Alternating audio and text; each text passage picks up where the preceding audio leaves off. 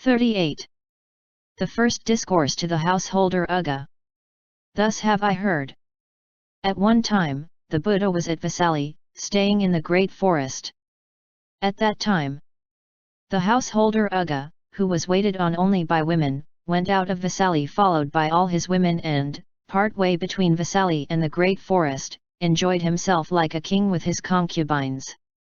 Then the householder Ugga, having become very drunk on alcohol, left the women and went into the great forest.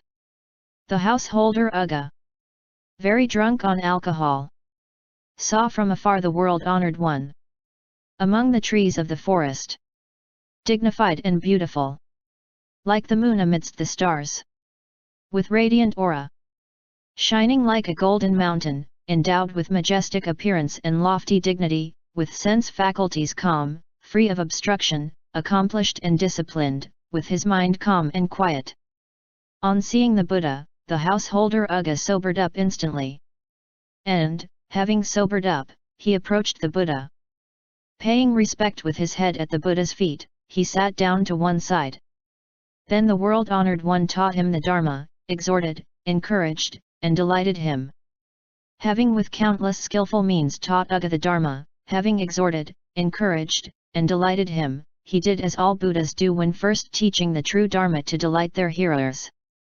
He taught about generosity, virtue, rebirth in heaven, the disadvantages of sensual desire, and the defilement of continued birth and death, and he extolled the excellence of dispassion and the purity of the constituents of the path. Having taught him the Dharma in this way, the Buddha knew that Ugga's mind was delighted, prepared, pliant, able to endure, uplifted, one-pointed, free of doubt, free of hindrances, capable, and strong enough to receive the true teaching. Then the world-honored one taught him the essence of the true teaching taught by all Buddhas. Suffering, its arising, its cessation, and the path leading to its cessation. Instantly, while seated right there, the householder Ugga saw the Four Noble Truths. Suffering, its arising, its cessation, and the path leading to its cessation. Just as a piece of white cloth is easily dyed, so the householder Ugga instantly, while seated right there, saw the Four Noble Truths. Suffering, its arising, its cessation, and the path leading to its cessation. Then the householder Ugga, having seen the Dharma, having attained the Dharma, awakened of his own accord to the pure Dharma, cut off doubt and overcame uncertainty. For him there was no other teacher. He would no longer follow others. Without hesitation, he abided in the realization of the fruit. In the teaching of the world-honored one he had attained fearlessness. Then the householder Ugga rose from his seat, made obeisance to the Buddha, and said, "World-honored one, I now take refuge in the Buddha, the Dharma, and the assembly of monks.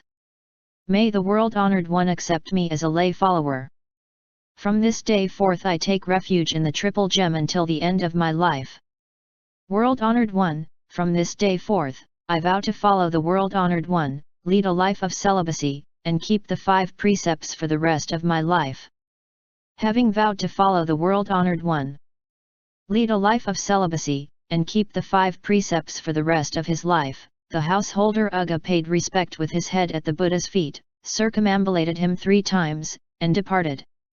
On returning home, he promptly assembled all the women of the house. Having assembled them, he said, "Know that I have vowed to follow the world-honored one, lead a life of celibacy, and keep the 5 precepts for the rest of my life. Whoever of you wishes to continue to live here may do so, practicing and making merit. Whoever does not wish to stay may return to her own home. And whoever wishes to be remarried, I will have you remarried." Thereupon the first wife said to the householder Ugga, "Master, since you have vowed to follow the Buddha, lead a life of celibacy, and observe the 5 precepts for the rest of your life, you may marry me to such and such a man." Then the householder Ugga had that man summoned. With his left hand holding his first wife's arm and his right hand holding a golden pitcher for the wedding ceremony, he told that man, "I now marry my first wife to you." Hearing this, the man was terrified, and his bodily hair stood on end. He said to the householder Ugga, "Master, do you want to kill me? Do you want to kill me?" The householder replied, I am not going to kill you. However, I have vowed to follow the Buddha, lead a life of celibacy, and observe the 5 precepts for the rest of my life, and for that reason I am marrying my first wife to you. After giving away his first wife, before giving her away, and at the time of giving her away, the householder Ugga had no thought of regret. At that time the world-honored one was surrounded by countless hundreds and thousands of people. In that great crowd he praised the householder Ugga, saying, The householder Ugga possesses 8 extraordinary qualities. Then after the night had passed, at dawn, a certain monk put on his robes, took his alms bowl, and went to the house of the householder Ugga. Seeing from afar that a monk was coming, the householder Ugga promptly rose from his seat and arranged his clothes so as to bare one shoulder. Placing his palms together in respect toward the monk, he said, Welcome, Venerable Sir. The Venerable One has not come here for a long time. Please take a seat on this bed. Then the monk took a seat on the bed. The householder Ugga paid respect with his head at the monk's feet and sat to one side. The monk said, Householder, you have had great gains and great merit. Why is that? Because in an assembly of countless hundreds and thousands of people the world-honored one has praised you, saying the householder Ugga possesses 8 extraordinary qualities. Householder, what are those qualities that you possess? The householder Ugga answered the monk, saying, Venerable Sir, as the world-honored one previously did not explain this further, I do not know in relation to what the world-honored one said this. In any case, Venerable Sir, please hear what qualities I possess. At one time, Venerable Sir, the world-honored one was staying at Vesali, in the great forest. At that time, waited on only by women, I went out of Vesali followed by them and, part way between Vesali and the great forest, I enjoyed myself like a king with his concubines.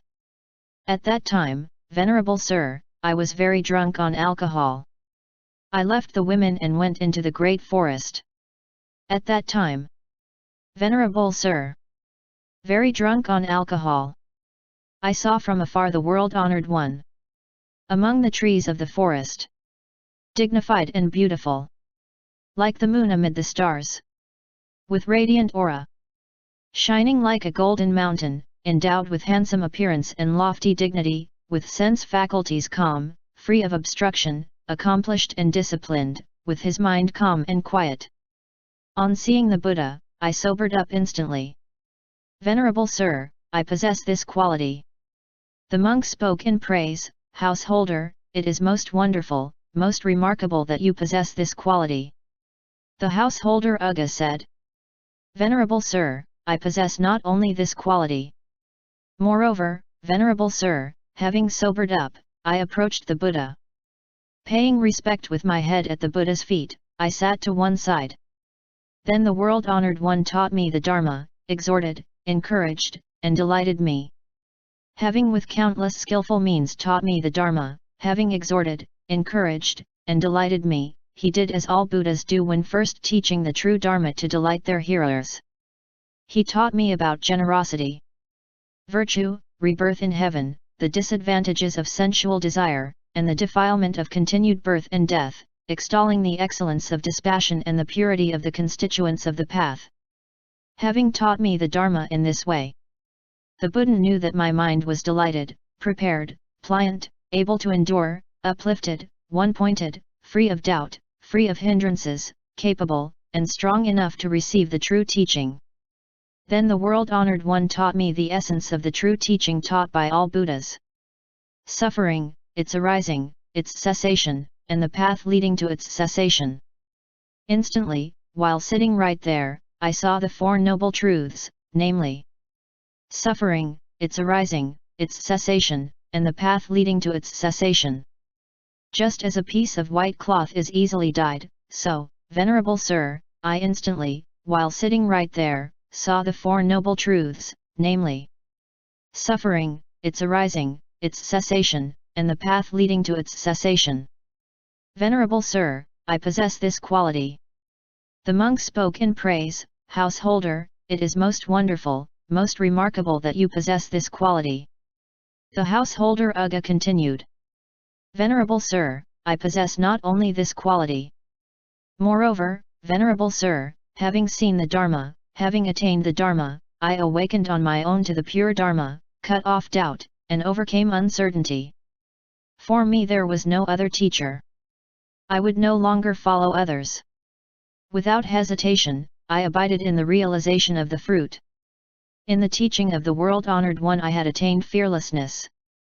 Then, Venerable Sir, I rose from my seat, made obeisance to the Buddha, and said, World-honored one, I now take refuge in the Buddha, the Dharma, and the assembly of monks.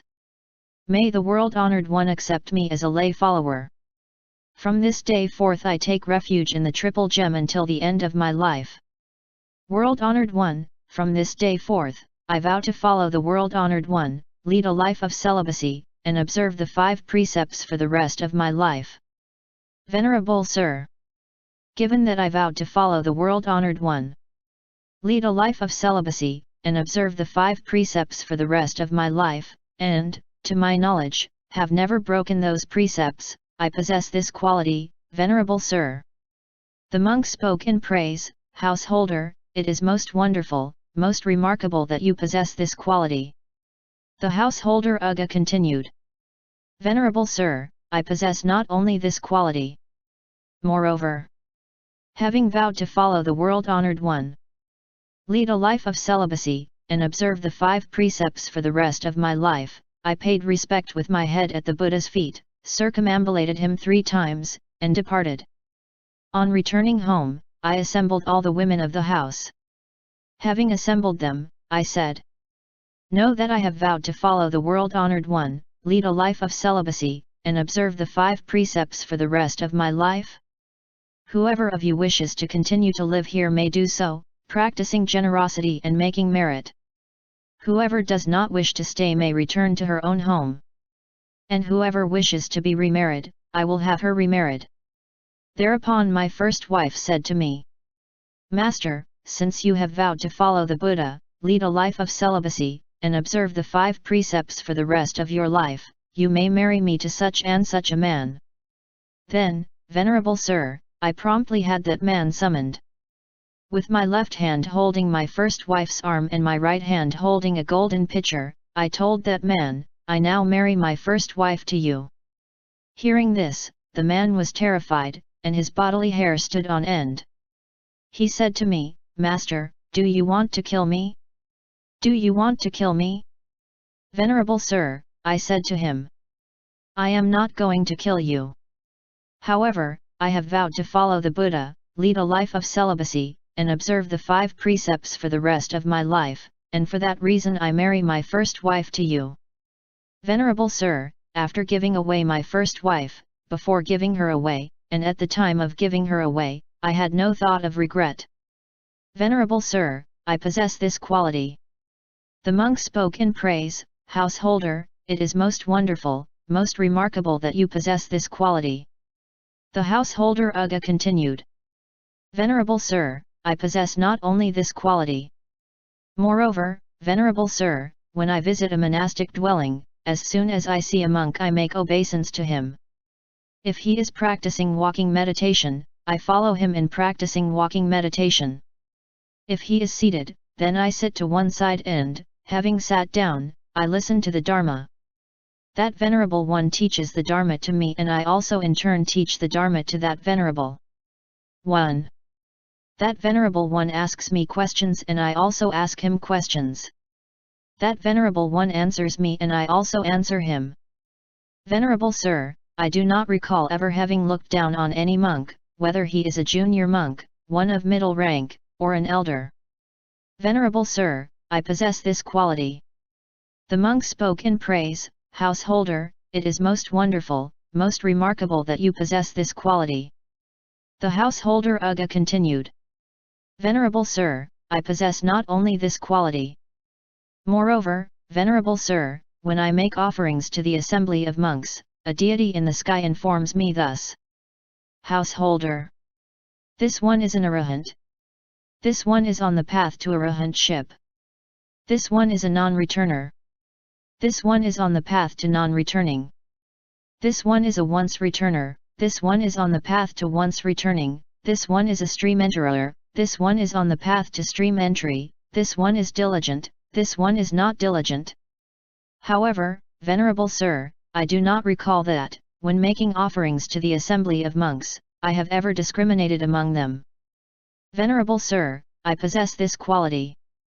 The monk spoke in praise, Householder, it is most wonderful, most remarkable that you possess this quality. The householder Ugga continued. Venerable Sir, I possess not only this quality. Moreover, Venerable Sir, when I make offerings to the assembly of monks, a deity in the sky informs me thus. Householder, there is the Tathagata, free from attachment, fully awakened. The teaching of the world-honored one is well taught. The community of nobles of the Tathagata is progressing well in the practice.